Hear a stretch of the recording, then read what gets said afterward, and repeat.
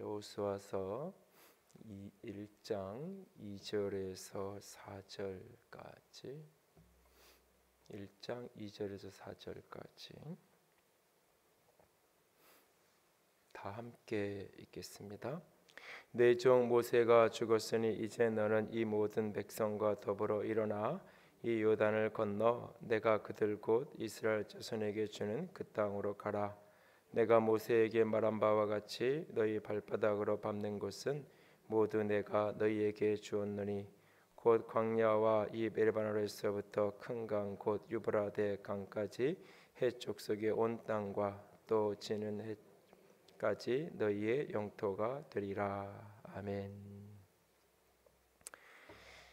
오래전에 그 어린이집을 이제 시작을 하면서 이름을 뭐 어떻게 지면 좋을까 이런 어떤 고민을 하면서 교인들한테 이렇게 이름을 좀 이렇게 지어보라고 이렇게 공모도 하고 그랬던 기억이 있습니다.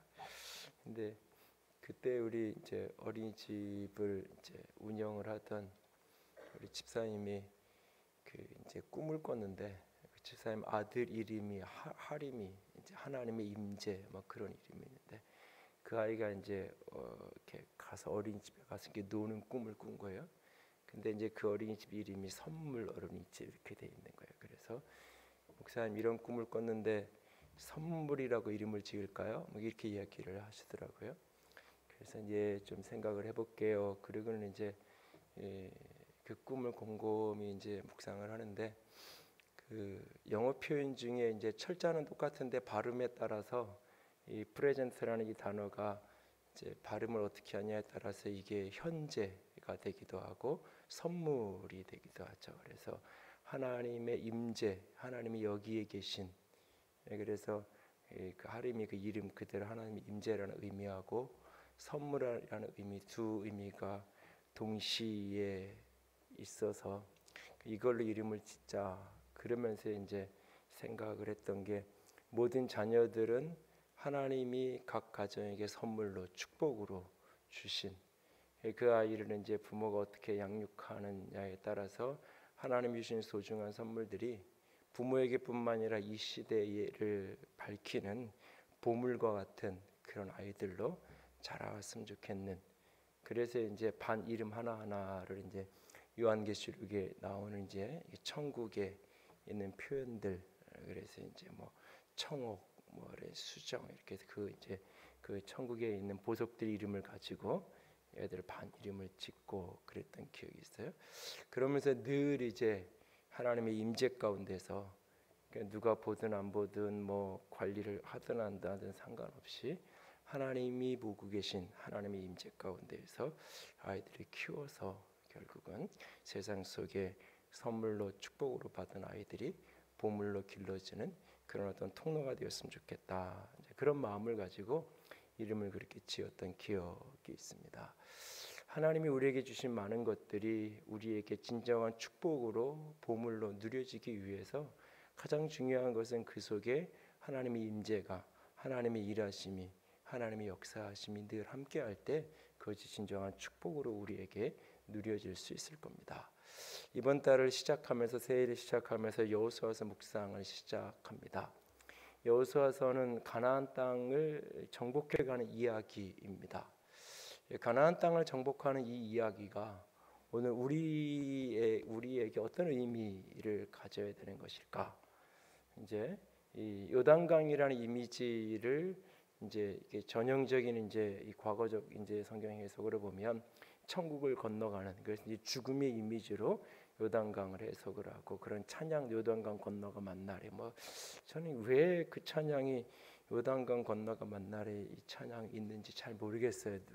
작사를 어떤 배경에서 했는지 몇 번 한번 찾아보다가 이유를 못 찾았는데 어쨌든 그 찬양의 영향을 받아서인지 이제 이게 저 천국 죽어서 가는 어떤 그런 이미지. 그래서 천국에 대한 이미지를 담은 찬양 찬송가 중에도 가나안 복지, 뭐 시온성에 이런 이미지가 같이 이렇게 맞물려 있는 경우가 종종 있습니다. 근데 사실은 성경에서 이야기하는 이 가나안 땅을 이해하기 위해서는 애굽에서부터 이해를 좀 할 필요가 있어요. 이 창세기 1장에서 하나님이 아브라함을 부르셔서 두 가지 약속을 해요. 하나는 자녀에 대한 약속, 하나는 땅에 대한 약속. 그래서 내가 너를 큰 민족을 이룰 것이라고 말하는 자녀에 대한 약속이에요.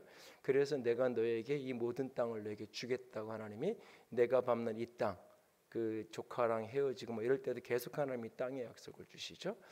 그 약속이 이제 어떻게 이루어져 가는지를 이렇게 보면서 출애굽기를 딱 넘어가면서 그 자손에 대한 약속은 400여 년의 시간이 흘러가면서 한 민족을 이루는 이스라엘 아브라함의 자손 75명의 야곱의 가족들이 애굽으로 내려가서 200만 명에 가까운 한 민족을 이루는 그 자손에 대한 약속이 그렇게 성취되어지죠.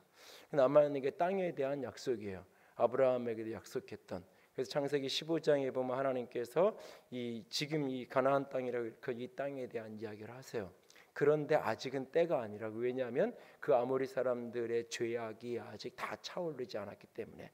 그 가나안 땅을 허락하시는 것은 하나님 이스라엘 백성에 대한 축복의 성취, 동시에 가나안 땅 백성들의 죄에 대한 하나님의 심판, 축복과 심판의 이미지가 억울하게 남의 거 그냥 뺏어서 이스라엘 백성들에게 편애해서 주는 게 아니라 그들을 향한 하나님의 심판이고 이스라엘 백성에 대한 축복의 이미지가 동시에 있는데 아직 그때가 되지 않았다고 말씀하시면서 그러나 4대가 지나 이 땅을 주겠다고 창세기 15장에서 아브라함이 약속했던 그 약속이 어떻게 이루어지는지 이스라엘 백성들이 이제 애굽에서 나오는 이야기를 시작을 해서 사실은 모세오경이라고 이야기하지만 창세기 이야기는 여호수아서에 가야 사실 이게 마무리가 되는 거예요.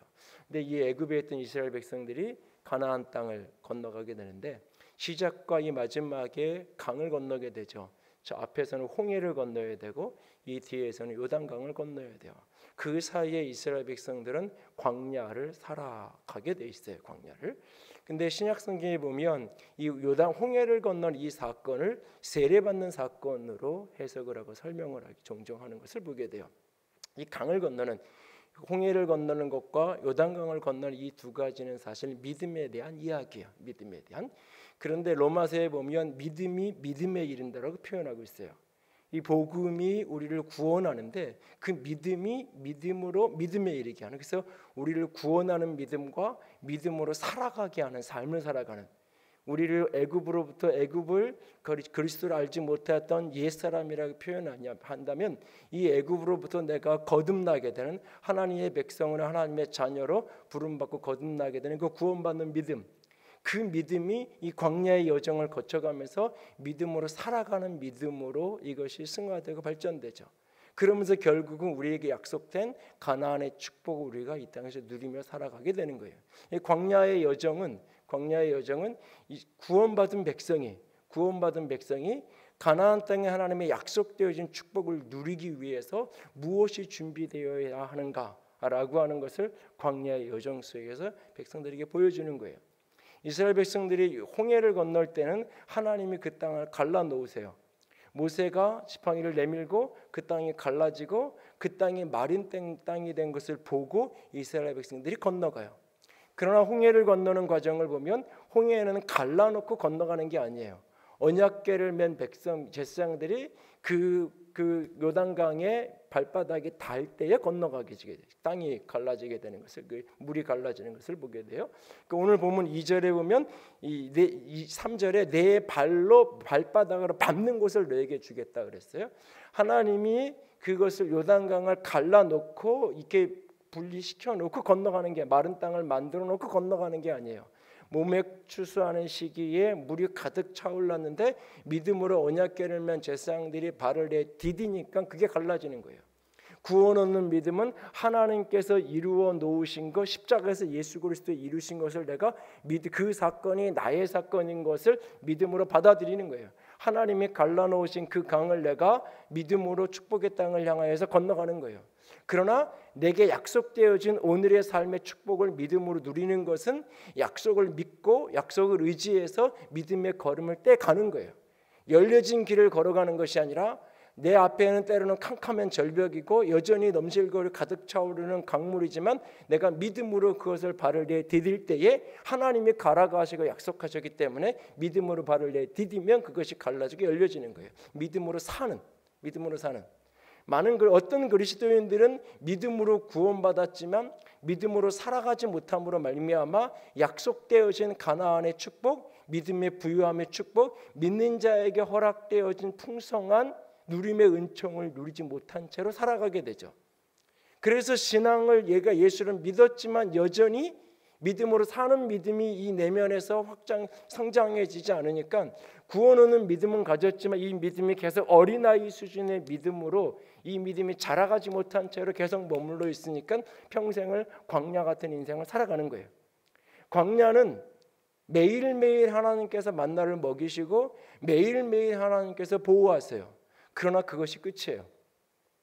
그들에게 풍성함인가 무언가 누림은 그것에 존재하지 않아요.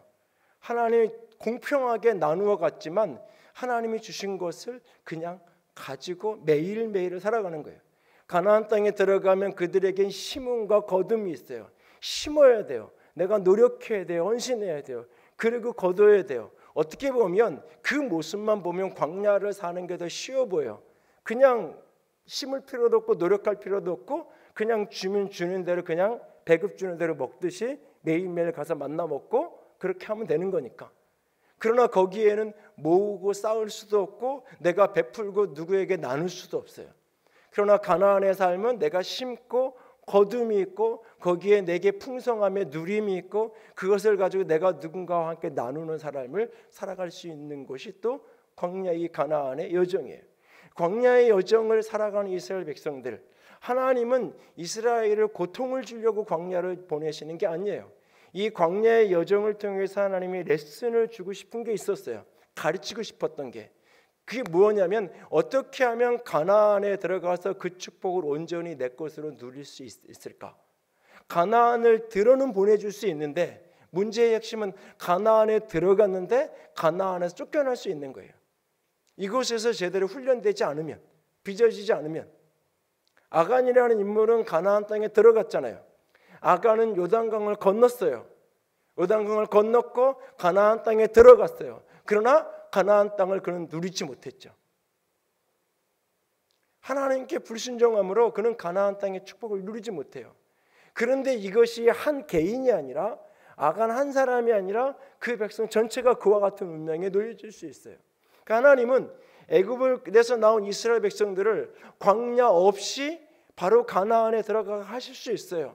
그러나 문제는 이것이 기계적으로 이루어지는 게 아니라 하나님의 축복과 하나님의 은혜는 늘 관계 속에서 이루어져 가는 것이기 때문에 이스라엘 백성들을 축복하면 아무리 하나님이 함께하고 싶고 아무리 하나님이 동행하고 싶어도 그들이 그 동행함을 거절하면, 그들이 하나님의 함께할 수 없는 자리를 끊임없이 찾아가면 그들은 그 하나님의 동행하는 축복을, 하나님의 함께하시는 영광을 잃어버릴 수밖에 없는 거예요.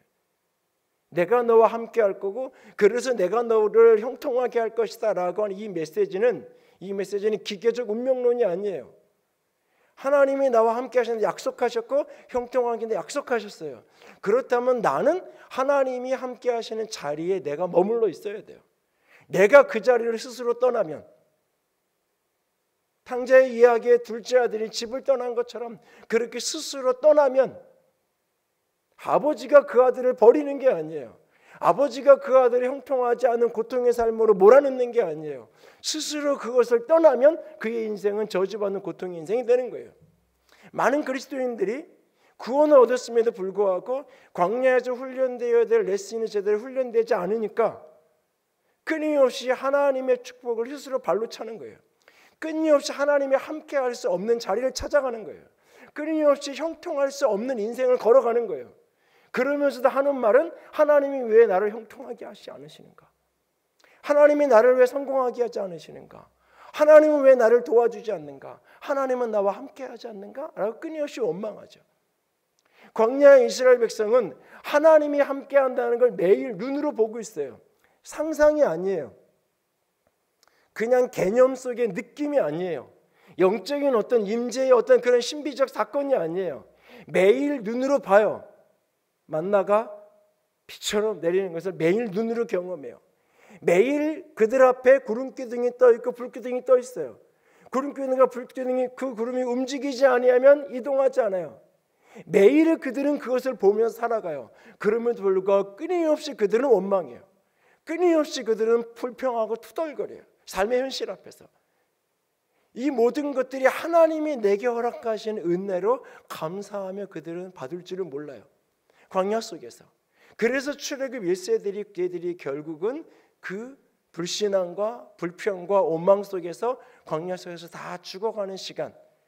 하나님의 타임 스케줄은 대략 보면 2년 정도의 광야의 여정을 통해서 이스라엘 백성들을 가나안에 이르게 하는 것은, 그러나 그들이 스스로 40년을 만든 거예요. 하나님이 그들을 40년을 처음부터 계획하고 40년 광야의 생활 속으로 그들을 집어넣은 게 아니에요. 40년 광야는 그들이 스스로 선택한 거예요. 믿음의 여정 속에서 인생의 광야는 하나님이 나를 그렇게 광야의 구름더기를 집어넣어서 도대체 언제까지 나를 연단시킬 거냐고 묻는데, 그 기간은 하나님이 기계적으로 정해놓은 게 아니에요. 너는 3년을 연단받아야 돼, 너는 5년을 연단받아야 돼, 너는 20년을 연단받아야 돼, 이게 아니에요. 하나님이 원하시는 부분이 이루어지면 1년에도 끝나는 거고, 그 수준이 도달하면 한 달에도 끝나는 거예요. 그러나 그 수준이 도달하지 아니하면 하나님은 그를 가나안에 들여보낼 수 없는 거예요. 왜? 가나안을 들여보내도 결국은 가나안을 잃어버릴 수밖에 없는 게, 결국은 이스라엘 백성들이 가나안 들어갔는데 가나안을 잃어버리잖아요. 역사 속에 보면 바벨론 포로로 다 끌려가고 말이죠. 왜? 하나님께 배웠던 레슨을 잃어버리니까.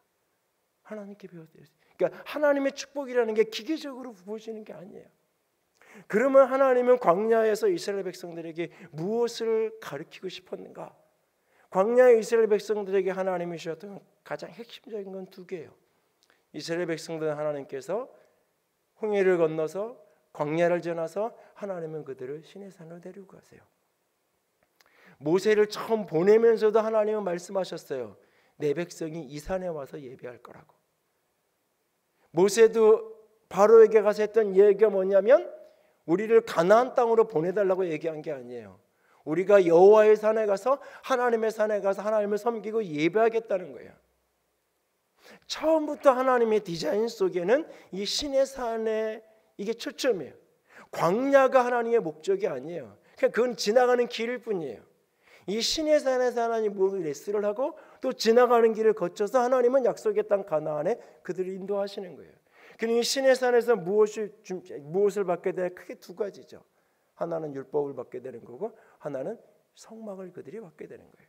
하나는 말씀이고 하나님의 임재죠. 이 두 가지는 동전의 양면처럼 같은 짝이에요.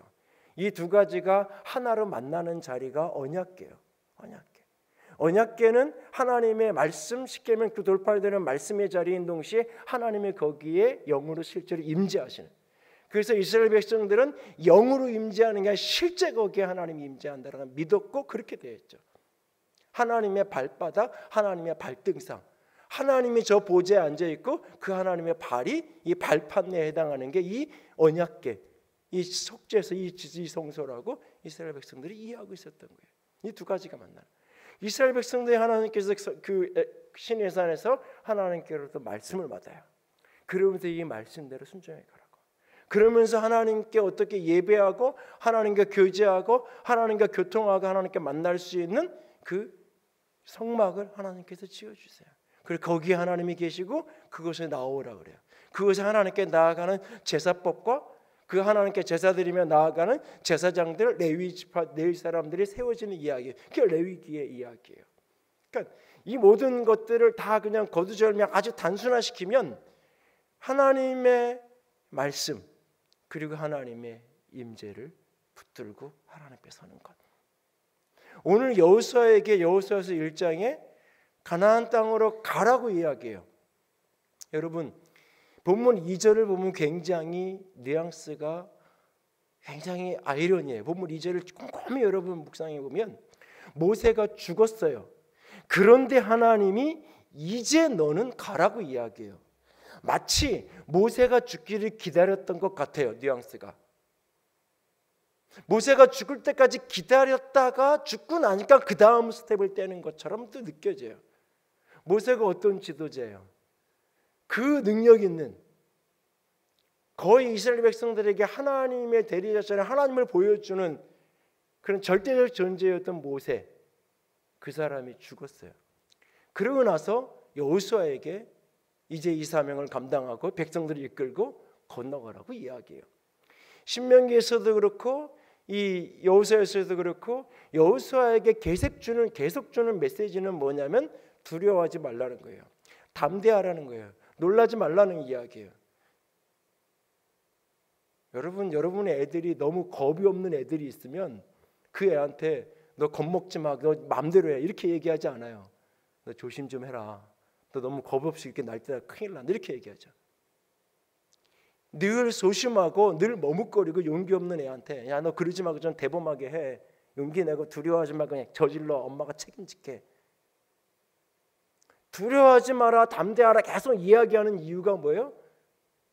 그 사람이 두려워하니까. 담대함이 없는 사람이니까. 여러분 같으면 누군가를 지도자로 세우는데 그것도 치열한 전쟁을 해야 되는 지도자인데 지금 시대는 성군이 필요한 시점이 아니라 영웅이 필요한 시점이에요. 위대한 전사가 필요한 시점이에요. 평화의 때에 안정적으로 사람들을 이끌어갈 수 있는 그런 사람이 필요한 때가 아니에요. 조선시대 얘기하면 세종대왕 같은 평화의 때에 나라의 기틀을 달릴 사람이 필요한 게 아니라 태종 이방원처럼 적들을 다 제거하면서 굳건하게 그 손에 피를 묻혀야 되는 그런 사람이 필요한 시대예요. 이렇게 피를 묻혀야 되는 시대에 지도자를 세우는데 끊임없이 그 사람에게 너 두려워하지 말라고 염려하지 말라고 이 이야기를 계속해야 되는, 심지어는 1장 후반부에 가면 오늘 큐티 내용은 뭐예요? 백성들이 여호수아에게 얘기하잖아요. 담대하소서, 담대하소서. 여러분 이것도 한두 번이죠. 여러분 한번 생각해 봐서 지도자한테, 리더한테, 샘터장한테 맨날 샘터원들이 가가지고 샘터장님 담대하세요. 그냥 편안하게 가르치면 우리가 다 받아줄 테니까 어떤 거 가르쳐 상관없으니까 하세요. 그 처음 샘터장 돼가지고 막 이렇게 떨고 그러면은 한두 번 그런 얘기 할 수 있죠. 근데 1년 내내 그러면은 여러분이 샘터 시끄러면 짜증 안 나겠어요? 응? 한두 번이지 그것도. 지금 여호수아라는 지도자는 사실 그런 사람이에요. 사실은 여호수아 개인은 전임자가 너무 강력한 사람이기 때문에 사실은 개인적으로도 그렇지만 성향적으로도 사실은 굉장히 대범하거나 그런 것 같지 않아요. 전체적인 여호수아에서의 흐름도 보면은 사실. 그런데 하나님은 이 사람일까요? 그리고 이 사람에게 하나님이 이야기하시면서 내가 너와 함께 할 거라고 말하면서 끊임없이 무엇을 이야기하냐면 이 율법책을, 이 말씀을 내 머리에 두고 끊임없이 이 말씀을 묵상하고 말씀을 떠나지 말라고 이야기해요. 하나님의 말씀이 있는 곳, 거기에 하나님의 임재가 있는 곳. 하나님의 말씀이 있는 곳, 그것이 하나님의 임재가 있는 곳이에요. 여호수아는 중요한 시점마다 길갈로 가요. 길갈의 그 제단 앞으로. 여호수아서 읽어보면. 그리고 땅 분배하는 것도 늘 그가 회막 앞에서 제비를 뽑아요. 여호수아는 그 말씀대로 그대로. 여호수아서 9장과 뒤에 쭉 보면 여호수아를 정의하면서 뭐라고 얘기하면 하나님이 말씀하신 것을 그대로 행하던 사람이었다라고 이야기해요. 그러니까 이 모든 정복 전쟁을 승리할 수 있었던 핵심 키워드는 뭐냐면 여호수아의 능력에 있는 게 아니에요. 여호수아의 탁월한 역량이 있는 게 아니에요. 여호수아의 탁월한 가능성이 있는 게 아니에요.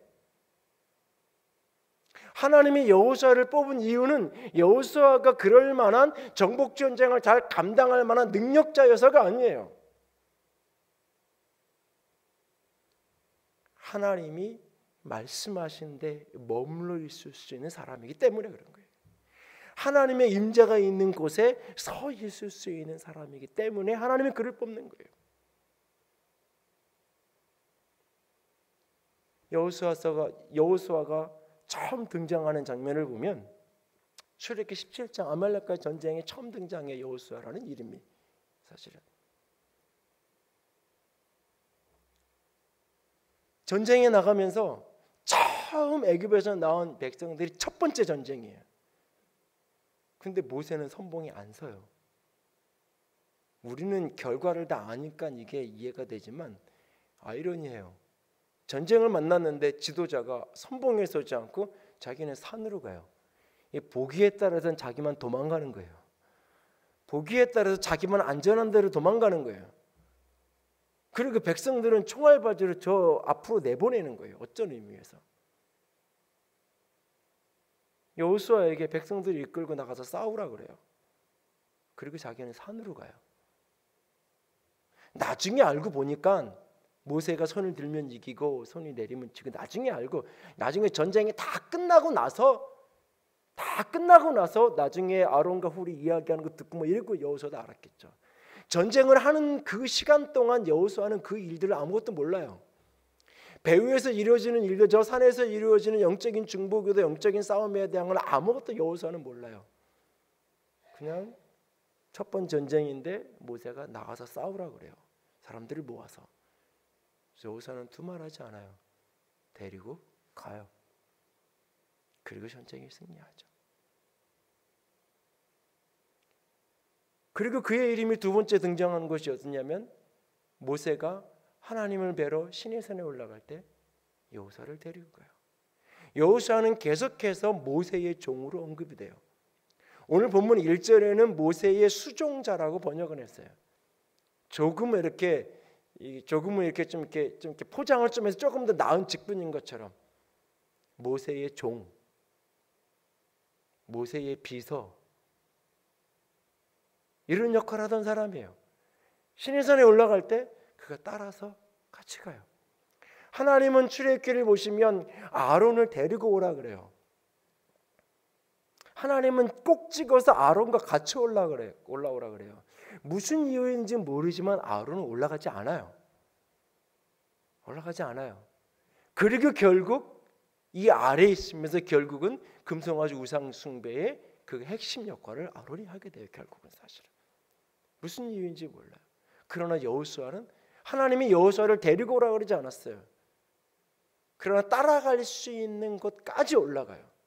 백성들을 떨어져서 하나님의 모세만이 들어갈 수 있는 하나님의 깊은 임재의 자리, 하나님과 대면할 그 자리, 그까지는 못 따라가는데 어느 중턱까지 따라갈 수 있는 최극점까지 여호수아는 따라가요.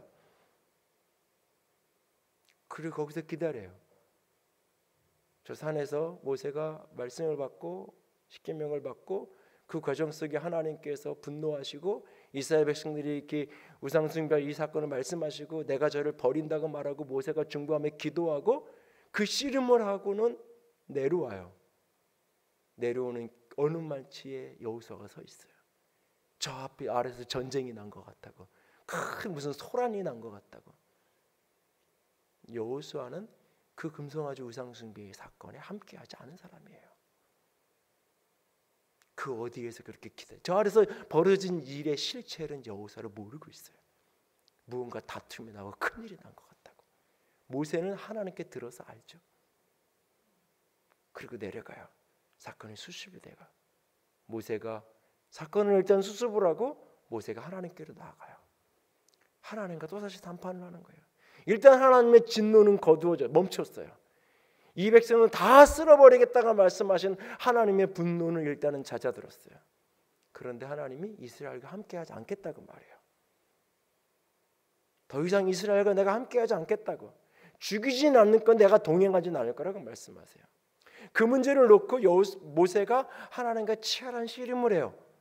출애굽기 33장 34장 회막에 들어가서 그 회막에서 씨름하는 그 시간 그 자리에 여호수아가 동행해요. 출애굽기 33장 동행하고 거기에 머물러 있어요. 모세가 친구가 얼굴을 대면하는 것처럼 하나님과 친밀하게 대화하면서 나눠요. 하나님은 안 간다 그러고 모세는 가자 그러고, 하나님이 가지 않으면 안 된다고 이 백성에게 은혜를 베풀어 달라고 하나님과 실랑이를 하듯이 그렇게 호소하는 기도의 씨름의 장면이 등장을 해요. 씨름이 다 끝났어요. 모세가 회막을 떠나서 진영으로 가요. 여호수아는 거기에 그대로 머물러 있어요. 여호수아는 그 회막 가운데 여전히 그대로 머물러 있어요. 하나님의 임재 아래 거기 그렇게 머물러 있어요. 그리고 민수기에 가서 가데스 바네아에서 12 정탐꾼을 보내는 장면에 여호수아라는 이름이 다시 한번 등장해요. 근데 여기에서 여호수아라는 이름은 호세아라는 이름으로 등장을 해요. 민수기 12장 13장에 민수기 13장에 보면 하나님이 이 모세가 호세아를 여호수아로 바꿔줘요. 원래 본명이 호세아였던 사람이 성경에서 여호수아라고 불려지는데 그걸 모세가 바꾼 거예요. 사실은 호세아, 예수와 구원이라는 뜻이에요. 여호수아, 이 구원이라는 이 구원의 호세아에다가 여호와가 붙어진 거예요. 그래서 여호와가 구원하십니다 라고 하는 의미가 여호수아예요. 구원이라는 구원자라는 구원이라는 의미를 가진 그 이름을 하나님이 구원하신다, 여호와가 구원하신다는 이름의 의미로 모세가 그를 바꿔놔요. 그리고 정탐꾼으로 보냄을 받아요. 그리고 돌아와서 10명이 불신앙을 고백하고 2명이 믿음을 고백하는데 갈렙이 앞장서서 고백을 하죠. 갈렙이 적극적으로 등장을 해요. 민수기 13장 14장 갈렙이 적극적으로 표현을 해요. 그런데 옷을 찢는 장면에서 딱 한 번 여호수아가 앞서 등장을 해요. 눈의 아들 여호수아와 여분네의 아들 갈렙이 자신의 옷을 찢었다고. 이스라엘 백성들이 불신앙으로 반응하는 걸 보고 그 두 사람이 옷을 찢어요. 성격적으로 보면 갈렙이 훨씬 더 적극적이고 능동적인 것처럼 보여요. 사실은. 그러나 자신의 가슴을 찢으면서 그 백성들을 위해서 엎드려져요. 그리고 어느 날 광야 40년의 여정이 다 끝난 어느 날 모세가 늙어갈 때 자신의 죽음이 얼마 남지 않은 걸 느낄 때 하나님께 모세가 물어요. 하나님, 이 백성을 목자 없는 양처럼 버려두시면 안 되잖아요. 하나님, 한 사람을 세워주세요. 한 사람을 세워주세요. 민수기 27장 모세가 하나님께 기도해요. 그럴 때 하나님이 말씀하세요. 눈의 아들 여호수아를 불러다가 안수해서 그를 세우라고. 그런데 하나님이 여호수아를 설명하면서 뭐라고 이야기하시냐면 그가 하나님의 영이 충만한 사람이라고. 하나님의 영이 머무는 사람 여호수아를 데려다가 안수하라고. 하나님의 영이 머무는 사람이라고. 하나님의 영이 머문다라는 이 표현은 어떤 초월적 신비적 사건만을 이야기하는 게 아니에요. 그것이 포함되겠지만 그것이 전부의 개념이 아니에요. 하나님의 영이 머무는 핵심은 뭐냐? 그는 말씀의 사람이에요.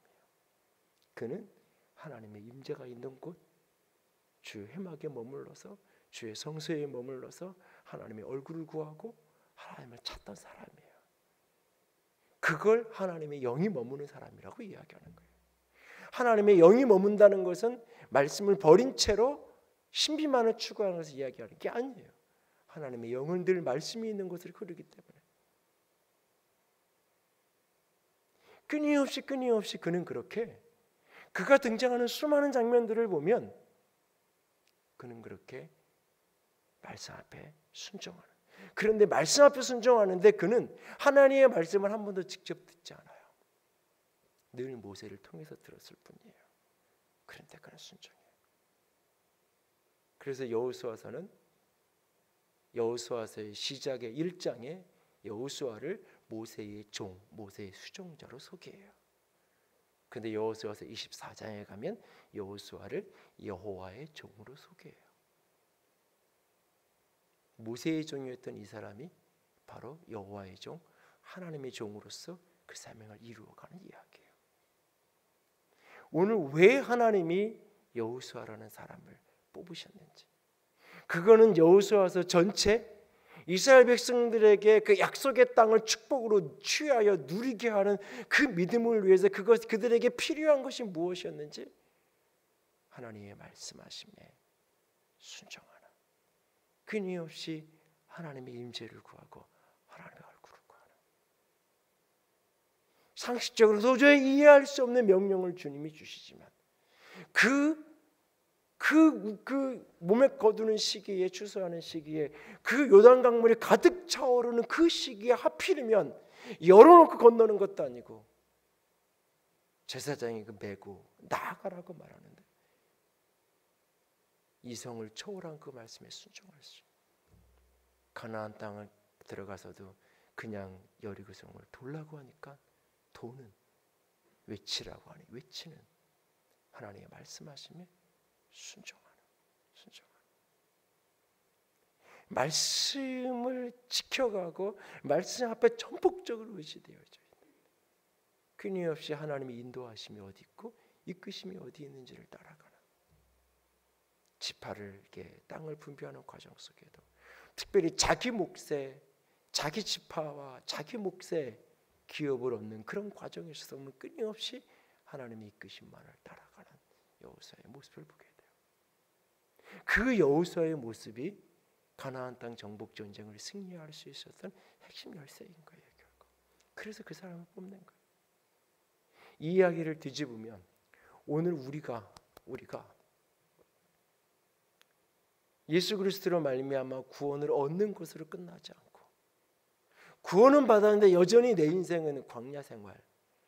그래서 내 시선은 끊임없이 애굽이 더 좋았는데, 끊임없이 내 시선은 믿지 않을 때가 좋았는데, 아니면 끊임없이 내 시선은 믿지 않으면서도 나름 행복하게 사는, 예수 없이도 나름 내가 보기에 잘 사는 것 같은 어떤 사람들에게로 끊임없이 내 시선은 가서, 왜 예수 믿는데도 불구하고 내 인생은 여전히 광야고, 왜 예수 믿는데도 불구하고 여전히 내 인생은 이렇게 고단한지, 불평고 원망투성이인 인생을 살아가고 있다면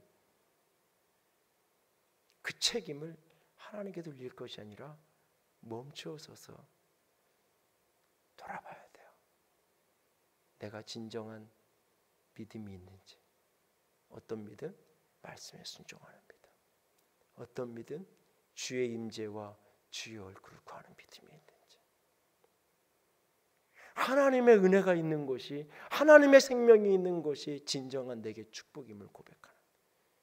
그래서 여호수아가 마지막 죽으면서 백성들을 향하여 이렇게 표현, 나와 내 집은 여호와만을 섬길 거라고.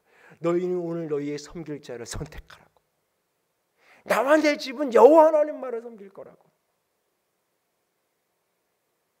모세가 살아있는 동안 그들이 여호수아를 하나님만을 섬겼다고. 뒤에 여호수아서 뒤에 사사기에 넘어가면 가장 슬픈 표현 중에 하나. 여호수아가 살아있는 날 동안은 하나님을 믿었지만 여호수아가 죽고 여호수아와 함께했던 세대가 다 사라진 이후에 그들이 하나님을 버리는 이야기, 사명을 잃어버리고 하나님을 잃어버린, 그래서 축복의 땅이 저주받은 땅으로 바뀌어지는, 가나안 땅에 들어갔는데 가나안이 저주받은 땅이 돼버리잖아요. 끊임없이 블레셋의 공격을 받고 끊임없이 가나안 땅 족속들에게 짓밟히면서 고통받아야 되는 역사의 고통의 이야기가 사사기에 등장하잖아요. 오늘 우리의 인생 속에서 하나님의 구원의 부요함이, 내가 온 것은 양으로 생명을 얻을 뿐만 아니라 그 생명을 풍성하게 얻게 하려 함이라고 말씀하셨는데, 우리가 주님이 우리를 찾아오신 이유는 예수를 믿어 생명을 얻는 것으로 끝나는 것이 아니라 그 생명의 부요함을 누리게 하기 원하신다고 말씀하셨는데, 내가 주는 평안은 세상이 주는 평안과 다르다고 분명히 말씀하셨는데, 부요하신 그분이 가난한 자가 되시면 가난한 우리를 부요케 하리라고 분명히 말씀하셨는데, 그분이 우리의 연약함을, 우리의 질곡, 우리의 병을 다 짊어지셨기 때문에, 그가 채찍을 맞으셨기 때문에 우리가 나음을 얻었다고 분명히 말씀을 우리에게 말하는데, 이것이 내 생애 속에, 내 삶 속에 실체로 누려질 그날의 천국이, 그날의 영광이 오늘 부분적으로 일시적으로 있다는 것을 분명히 누려져서 저 세상이 애굽이 그리운 게 아니라 저 천국이 너무너무나 소망이 되는 그런 인생을 마땅히 살아야 할 터인데 왜 그것이 되지 않을까? 그 핵심 키워드 중에 하나는 나는 과연 말씀을 얼마나 듣고 말씀을 따라가고 있는지, 나는 얼마나 하나님의 얼굴을 구하고 하나님의 임재를 붙들며 그 앞에 머물기를 원하는지. 오늘 여호수아를 향해서 하나님이 주셨던 말, 내가 너와 함께 할 거다. 함께 할 거니까 제발 이 말씀을 떠나지 말라고. 제발 좌로 나오라 치지만 이 말씀을 떠나지 말라고. 어디를 가든지 무엇을 하든 너는 형통할 거니까 제발 이 말씀을 떠나지 말라고 그렇게 당부하잖아요. 근데 우리는 얼마나 그 말씀 앞에 머물러 있기 원하나요? 분명히 이것이 하나님이 싫어하는 걸 느끼면서도 하나님이 기뻐하지 않으실 거라는 마음의 도전이 있음에도 불구하고 한 번인데 뭐 보는 사람 없는데 뭐 그러면서 내 마음대로 내가 원하는 대로 내 욕망을 따라 그렇게 혹 오늘도 살아가고 있지 않나요? 오늘도 주님 앞에 다시 한번 설 수 있기 원합니다. 여러분들이 여호수아서를 끊임없이 묵상하면서 그 모든 부분의 전쟁의 스토리, 정복하고 정착하는 그 스토리를 읽어나가면서 끊임없이 여호수아서에서 반복되어지는 메시지, 하나님의 말씀을 순종하면 살고 불순종하면 죽는다라는 그 신명기의 메시지, 끊임없이 하나님의 임재를 갈망하고 하나님의 얼굴을 구해야 된다는 그 메시지, 끊임없이 어떤 성공의 때이든 실패의 때이든 끊임없이 하나님의 얼굴을 구할 때 하나님은 길을 내시고 하나님은 문제를 풀어가신다는 사실을 끊임없이 보면서 오늘 우리 자신을 돌아볼 수 있게 합니다. 하나님이 여호수아를 뽑으신 이유는 그는 영이 머무는 사람이에요. 하나님의 영이, 하나님의 영은 어느 곳에 머무나 주의 말씀에 순종하는 사람, 말씀에 순종하는 사람, 모세를 통해 들려진 그 말씀을 듣고 끊임없이 순종했던 사람, 하나님의 임재가 있는 곳 지성소 회막을 떠나지 않게 원했던 사람, 늘 하나님의 임재 최대한 가까이 하나님은 여호수아를 시내산에 부른 적 없지만 끝까지 내가 섬기는 주인 모세를 따라서 끝까지 그렇게 하나님은 그가 가진 개인적인 능력을 보고 뽑는 게 아니에요. 그가 가진 역량을 가지고 뽑는 게 아니에요. 그가 가진 하나님이 쓰기 편한, 하나님이 쓰실 수 있는 하나님의 영이 머무는 것, 그래서 하나님은 그를 뽑으시는 거예요.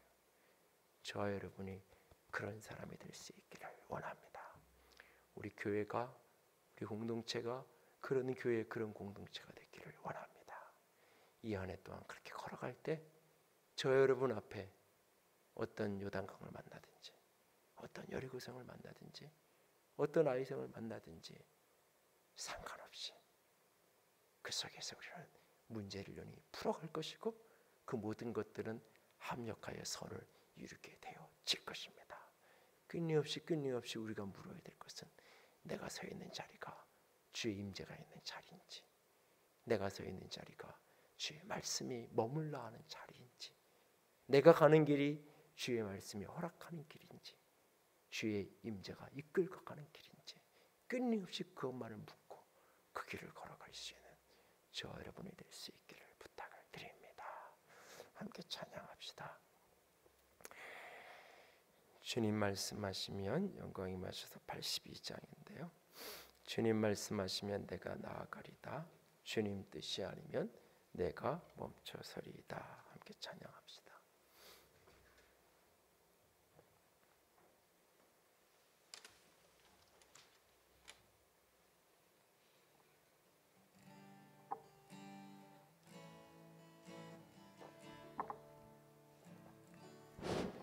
주님 말씀하시면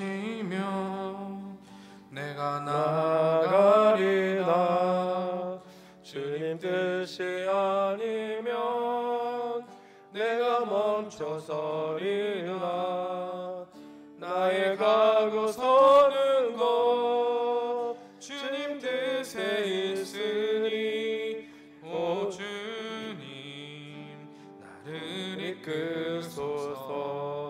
주님 말씀하시면 주님 말씀하시면 내가 나가리라.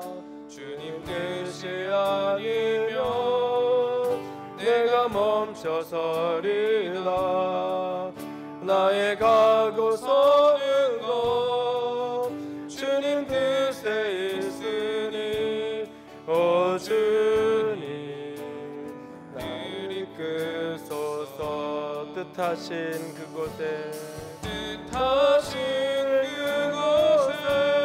나 있기 원합니다. 이끄시는 대로 순종하며 살리니 연약한 내 영혼 동하여 일하소서.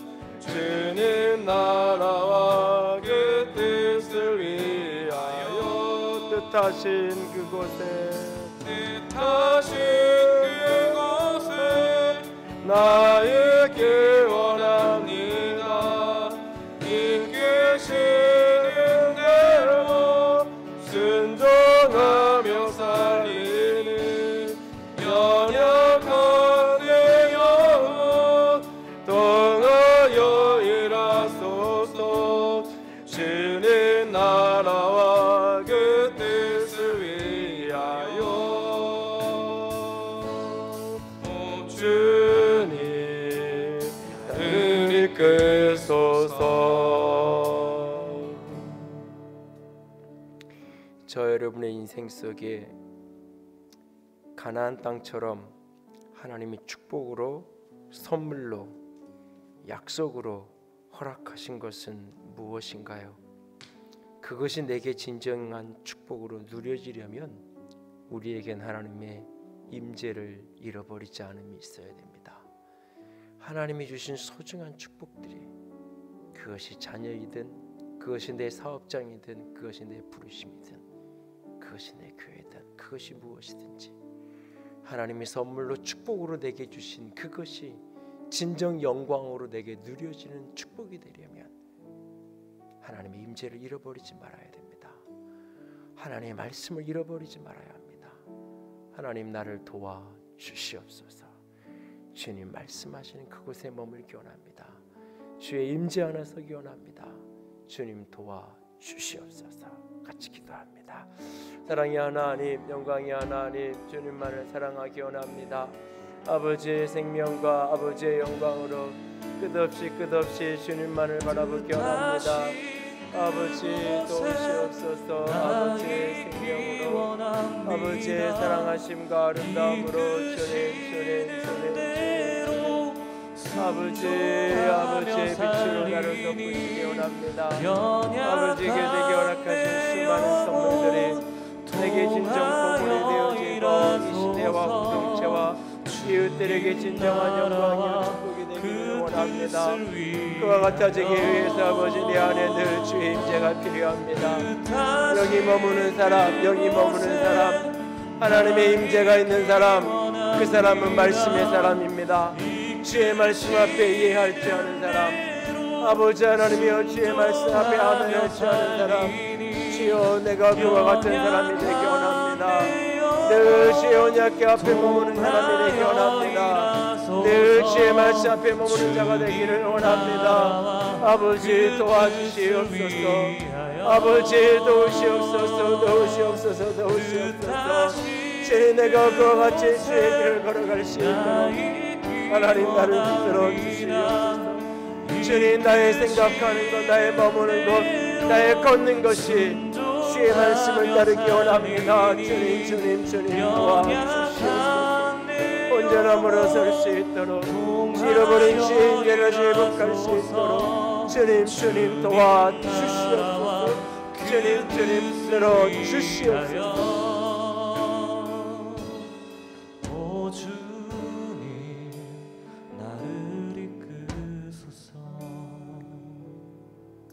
주님 사랑합니다. 주님 찬양합니다. 주께서 붙들어 주시고 주께서 함께하여 주시옵소서. 하나님이 내 삶에 허락하신 수많은 가난, 그 땅, 그 축복들, 그 선물들, 그것이 공허한 메아리가 아니라 그것이 취하였으나 신기루처럼 잃어버려지는 것이 아니라 취하여 누림이 있고 그 안에 거함이 있기를 원합니다. 아버지, 말씀을 잃어버리지 않겠습니다. 아버지, 주의 임재를 잃어버리지 않기를 원합니다. 영이 머무는 사람이라 불리어지는 그런 사람, 그런 우리가 되기를 원합니다. 주님, 우리를 붙들어 주시옵소서. 그래서 이 한 해도 영이 머무는 하나님의 영광을 취하여 누리는 아름다운 사람들 되게 하여 주시옵소서. 주의 이름으로 축복합니다. 주님 사랑합니다. 우리 주님 예수님 이름으로 기도드렸습니다. 아멘. 이제는 우리 주 예수 그리스도의 은혜와 하나님 아버지의 놀라우신 사랑하심과 성령 하나님의 교통하시며 기름 부으시는 그 은혜가 주의 영광, 주의 선물을 아름답게 누리기 원하는, 그래서 늘 주의 임재 가운데 거하고 말씀 붙들고 살아가기를 작정하는 모든 이들 위해 이제로부터 영원토록 함께 있을지어다.